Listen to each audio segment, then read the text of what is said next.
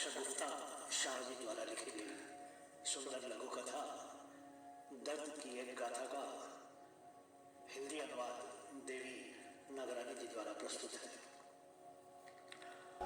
जैसे ही एक टीचर ने स्टाफ रूम में आकर ऐलान किया कि हमारी हेड मिस्ट्रेस की बदली हो गई है और अब उसके स्थान पर आपा खैराल निसा हेड मिस्ट्रेस नियुक्त हुई हैं, तो सभी के चेहरों की हवाइयां उड़ने लगी और स्टाफ रूम में हंगामा मच गया। मैं तो उस समय सरकारी स्कूल में बिल्कुल नई टीचर के तौर नियुक्त होकर आई थी, इसलिए ना तो शहर के स्कूलों के बारे में कोई अधिक जानकारी थी और ना ही प्रधानों के बारे में और ना ही टीचर्स के बारे में। एक प्रधान टीचर से पूछा, आखिर आपा खैराल निसा के बारे में सुनकर टीचर्स परेशान क्यों हो गई? उसने कुछ पल मेरी ओर देखा और फिर कहा, आपा खैराल निसा इस शहर की बेहद वरिष्ठ प्रमुख हैं और प्रधान स्कूलों में अपनी कार्य क्षमता का सिक्का जमाए हुए हैं। वैसे तो वह बहुत अच्छी है, पर अनुशासन कायम रखने के लिए सख्त मशहूर है। न खुद स्कूल में देर से आती है, न ही औरों का देर से आना बर्दाश्त करती है। मतलब है तो बस पढ़ाई से। आधे दिन छुट्टी के लिए भी दरख्वास्त और समय की पाबंदी में भी सख्ती से बर्ताव करती है। संक्षेप में बात यह है कि वह निहायत ही अनुशासन पसंद और पाबंदी वाली शख्सियत है। ओह, यह बात है, मैंने कहा। न जाने क्यों यह सुनकर किसी हद तक दिल को बहुत खुशी मिली, क्योंकि खुद मुझे भी नियमबद्धता और उसूल बहुत पसंद है। कोई टीचर स्कूल आने के समय से आधा घंटा देर से आ रही है, कोई 1 घंटा देर से आ रही है और कुछ तो पढ़ाने में दिलचस्पी ही नहीं लेती। पर वास्तविकता में हंगामा वे अध्यापिकाएं मचा रही थी जो शादीशुदा थी और बाल बच्चे वाली थी। उनकी एक नहीं अनेक मजबूरियां थी।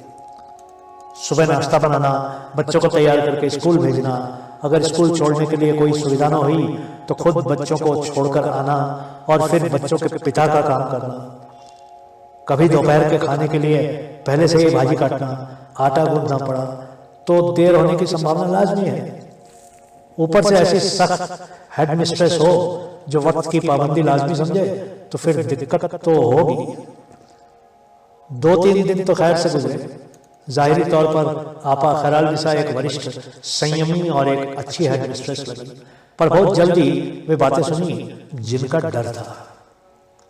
आपा खैराल निसा ने मीटिंग बुलवाई जिसमें अनुशासन और समय की पाबंदी को निहायत जरूरी करार किया और किसी घरेलू मजबूरी की खातिर या बच्चे की खातिर शॉर्ट लीव या आधे दिन की छुट्टी न लेने की हिदायत दी।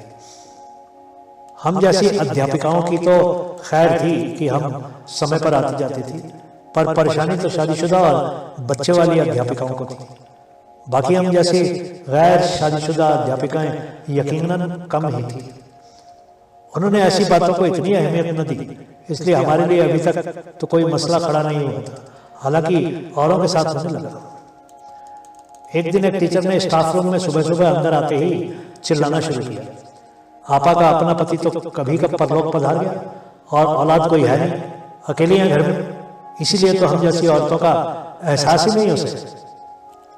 हम भी क्या करें, घर को देखें, बच्चे को स्कूल भेजें, मर्दों को नाश्ता दें, आखिर लेट वेट तो हो ही जाएगी ना। और फिर यहाँ हर रोज आपा की 2 बातें सुने। क्या करें, नौकरी करने के सिवा भी गुजारा नहीं होता। अगर ऐसा होता तो घर में न बैठ जाते। और फिर सभी शादीशुदा और बच्चे वाली अध्यापिकाओं की ज़बान से यही वाक्य सुनने को मिलते। इस तरह कुछ महीने गुजरे। शिकायतें भी होती थी, डांट फटकार भी पड़ने लगी। एक बार मैं भी कुछ देर से, शायद 5 मिनट देर से स्कूल पहुंची। डरते डरते आपा के ऑफिस गई, आपा को सलाम किया तो सलाम का उत्तर देने के बाद कहा, कम से कम आपको तो देर से नहीं आना चाहिए। आपा गाड़ी एक है, पहले ड्राइवर बच्चों के भाई के बच्चों को स्कूल में छोड़ने जाता है क्योंकि उनका समय पहले है, फिर मुझे यहाँ छोड़ जाता है।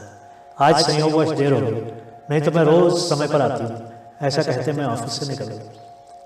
पता नहीं क्यों आपा के ऑफिस से निकलते ही मुझे बहुत दुख हुआ। शायद हम समय पर आने वाले हल्की सी गलती को नज़रअंदाज किए जाने की ख्वाहिश रखते हैं। वैसे भी मैं हर काम समय पर करती हूँ। पढ़ाई पर ध्यान देना और हर सौंपी हुई जिम्मेदारी को पूरा करना जरूरी समझती हूँ। आज फकत 5 मिनट देर से आने के कारण आपा ने अनुचित समझकर उलाहना दी। खैर जल्दी ही यह बात जहन से हट गई। 15-20 दिनों के बाद फिर एक बार 10 मिनट देर से पहुंची तो उस दिन आपा ने कहा, आखिर तुम्हारे साथ क्या मसला हो सकता है? तुम तो शादीशुदा नहीं हो, न पति की जिम्मेदारी न बच्चों की समस्या का बहाना है, तो फिर तुमने देर क्यों की? इससे पहले कि वो आगे कुछ कहे, एक और गैर शादीशुदा टीचर भी उसी समय आ पहुंची। फिर तो दोनों को बहुत कुछ सुनना पड़ा। हम दोनों गर्दन नीचे करके ऑफिस से बाहर निकले। मैंने तुनक कर दूसरी टीचर से कहा, गैर शादीशुदा होना भी मुसीबत है। स्कूल में हर अहम जिम्मेदारी हमें ही मिलती है, क्योंकि यह माना जाता है कि शादीशुदा न होने की वजह से हम पर घर की कोई जिम्मेदारी नहीं है। हालांकि हम भी नौकरी करती हैं और घर जाकर घर के काम काज भी करती हैं, हम पर भी जिम्मेदारी है। देखो ना, उसने कहा, आपा समझती हैं कि गैर शादीशुदा अध्यापिकाओं को कोई मसाइल नहीं होती। हम भी संयुक्त परिवार में रहते हैं। कभी गाड़ी कोई भाई ले जाए तो कभी ड्राइवर छुट्टी पर, कभी रिक्शा मिलने में देर सवेर हो ही जाती है। हमारी दिक्कतें हमारे साथ, पर सच में शादीशुदा अध्यापिकाओं की हालत देखकर रहम आता है। छोटे छोटे बच्चों के साथ कभी जाना पड़ता है, कभी नर्सरी पढ़ते और थोड़े बड़े बच्चों को सुबह उठाना है, तैयार करना, स्कूल भेजना, कभी बच्चा बीमार होने पर उसे छोड़कर आना और फिर यहाँ उसके लिए परेशान रहना साधारण बात है। पर जब उनके स्कूल की परीक्षाओं के कारण जल्दी छुट्टी होती, तब स्कूल जाकर उन्हें अपने स्कूल में ले आने के पश्चात उनका ख्याल रखना, मनोरंजन करना भी बहुत मुश्किल होता है। ऊपर से उन्हें दूसरे दिन की परीक्षा के लिए तैयार करना। उफ, नौकरी के बाद घर जाकर काम करना, मतलब तो कामकाजी महिला की दशा देखकर रहम आता है। उसके सिवा घर परिवार की दुश्वारियां, किसी के पति के साथ अनबन तो किसी की सास के साथ, किसी का ससुराल वालों से झगड़ा तो किसी की कोई और समस्या। अक्सर उन्हें सुबह सुबह बाल बनाने की भी फुर्सत नहीं होती। वे स्कूल में आकर अपने बाल संवारती हैं। बस पढ़ी लिखी औरतों की यही सबसे बड़ी कामयाबी है कि हजार परेशानियों और दुश्वारियों के बावजूद वो बाहर से टिप टॉप प्रदर्शन करने में सफल रहती है। फैशन और मेकअप के सामंजस्य से खुद को तरोताजा बनाए रखती है। जब वे साथ मिलकर बैठती हैं तो कभी अपना रोना रो लेती हैं, तो कभी सभी बातें भुलाकर महफिल में गप्पे शप्पे मारकर हंसते हंसाते अपना वक्त गुजार लेती हैं। और अब बच्चे वाली अध्यापिकाओं से भी देर से आने पर पूछताछ नहीं होती थी और आधे दिन की छुट्टी भी मिलने लगी। इसलिए अब किसी को भी आपा खैराल निसा से कोई शिकायत नहीं रही, क्योंकि माँ बनने से आपा खैराल निसा की संपूर्ण शख्सियत में बदलाव आने लगा था। चाहे उसने खुद इस बच्चे को जन्म न दिया था, फिर भी वो बहुत ही मेहरबान और कदरदान बन गई। लहजे और रवैये में भी पहले वाली कड़वाहट न रही। आजकल वह अक्सर टेलीफोन पर बार बार बच्ची को संभालने वाली आया को बच्चे के खान पान और कुछ कामों की हिदायत दिया करती। कभी वह स्कूल से घर जाकर बच्चे की खैर खबर ले आती। कभी बच्ची बीमार रहती तो बस फिर क्या होता, आपा की नींद हराम हो जाती। मतलब माओ की क्या क्या दुश्वारियां, खास करके काम वाली माओ की, या आपा खैराल निसा भली भांति जान चुकी थी। जो औरत अनुशासन को लेकर बेहद सख्त होने के लिए मशहूर हुआ करती थी, एक नन्ही बच्ची ने उसके अनुशासन की बुनियाद हिला दी थी। शायद ममता ऐसा ही जज्बा है जो औरत में बदलाव ले आता है। वक्त गुजर रहा था, आपा खैराल निसा सबके साथ एक सा हमदर्दी और मोहब्बत से भरा बर्ताव करने लगी। अब न उसे किसी से और न किसी अध्यापिका को उससे शिकायत थी। अचानक एक खबर बम के धमाके की तरह स्टाफ रूम में आई कि आपा खैराल निसा का ट्रांसफर हो गया। आपा खैराल निसा चली गई। उनका हमदर्दी, प्यार व बराबरी वाला बर्ताव भी चला गया।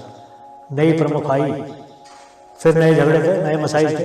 खास करके बच्चे वाली शादीशुदा औरतों का शोर मचा रहता था, क्योंकि नई प्रमुख भी बे औलाद थी। सुनने के लिए आप सभी का बहुत बहुत शुक्रिया।